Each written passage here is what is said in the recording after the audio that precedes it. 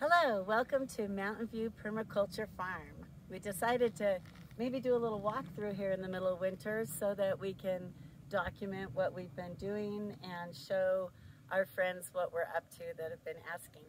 As you can see in the distance, those are the Mingus Mountains. That's why we call it Mountain View Permaculture Farm. Anyway, so I'm going to take you on a little walk.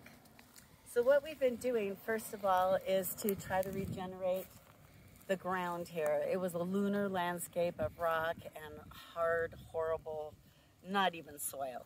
And so we have covered about 1.5 acres, almost 2 acres with wood chips, 93 loads of 4-ton truckfuls of wood chips with all kinds of greens in them and twigs and treetops and leaves. So what we've done is actually changed the earth here. It is wet and moist everywhere that we have laid the wood chips in. You can see we're quite deep. So as we keep layering them over and over, they are getting wetter and wetter and really changing the dirt. We've noticed that we even have worms coming in. So this is really exciting that we're actually growing our own soil since there's none here. So I'm going to take you a little walk through. This area of our property is going to be electric fenced off so that we can keep the coyotes and javelina and all the critters out, hopefully out of our garden. And then on the other side, we'll be planting food for them. So hopefully it'll divert them over there. This is what we've been doing as far as our food forest. We're starting with our nut trees, our fruit trees, our berries, our bushes, our perennial vegetables, our flowers, and then to annual vegetables.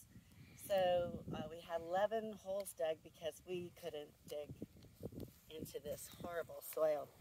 And so what we're going to do with the mound of dirt on the sides of these is we're going to plant flowers and all kinds of pollinators. This looks like a great pile of just wood chips, but it's actually just the most horrible rock pile. So hopefully we can get some soil on here and grow something pretty with that. This is our one of our hugelkultur mounds. If you haven't looked into hugelkultur, it's really fun and exciting because there's very little watering or at all and no fertilizing. And you can plant on all sides and the top, whereas our raised beds up above, you know, you can only plant the very top. So we can put things that like shade on the other side.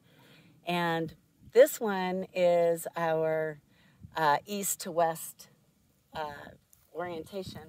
And then today we're starting one here that will go from south to north. And that way we can just observe, because we haven't planted yet. We've just been regenerating the soil, so we can see which orientation is better for this area of our place. And so as you can see, we just have these fruit tree holes, 11 of them placed all around so that we can start our food forest. And this is actually, like, look at that. I mean, who could plant in that? There's just no way. So again, this will be a little mound of flowers and herbs and that sort of thing. And as we come down here, we have more fruit tree holes. We've got our first 2 living plants. That's all we've got so far because it is December 26th and it's the middle of winter. We can't plant anything yet. But the blackberries down here, we got cuttings from a neighbor up the road, so we know that they like this area and they'll do well, I'm sure. This is my first hugelkultur mound that I made in the summertime, and it's just been sitting here hopefully doing its thing. I just keep adding more and more organic matter to it, but it's got all the logs and sticks and twigs and leaves and greenery. So everything is used. So this area of our land is cleared. I mean, you can tell, you can see openings. Whereas this area, the scrub brush is dense. It's very dense. So we've cleared out quite a bit of scrub brush. But we still use it. So we have our piles of our sticks and everything that we've cleared. And these go for the second layer of the hugel mound. so it's great. But we also have like 5 huge stacks of greenery that we're going to chop and drop and cut up. So then if we come around here, this is like our little storage area for our pallets and our buckets for the nursery. We're going to plant plants in those 5-gallon buckets and just create a whole nursery area. And I have little mounds like this all over the place where I'm trying to just test out the whole compost idea of, you know, just making our own dirt. And this one's doing really good. It's been here for about a year. And as you can see, that it's just really changing. This was just dry wood chips with twigs and leaves and everything else in it. But it's looking beautiful. I'm really excited. So I have little mounds like this all over the place that are just growing us some soil. We have more fruit trees going in over here. And we have our wood storage up there for our firewood. It's really awesome to get the delivery of the wood chips to us from our arborist friends. It's just incredible. Every time we thought, oh my gosh, this is horrible. There's all kinds of leaves in this. There's all kinds of greenery. There's weeds. There's tops of trees. There's logs. It's like, I just wanted like clean, nice little wood chips, you know?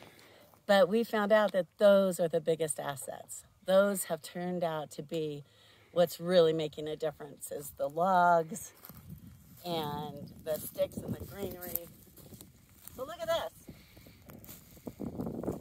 Would you plant a tree in that? I mean, is this the most horrible thing you've ever seen? Like, what the heck is it? Are we living on a cement mill? I mean, what? So I've got them all filled with logs and wood chips and greens, and my secret weapon is over here. This is Mike's pea bucket.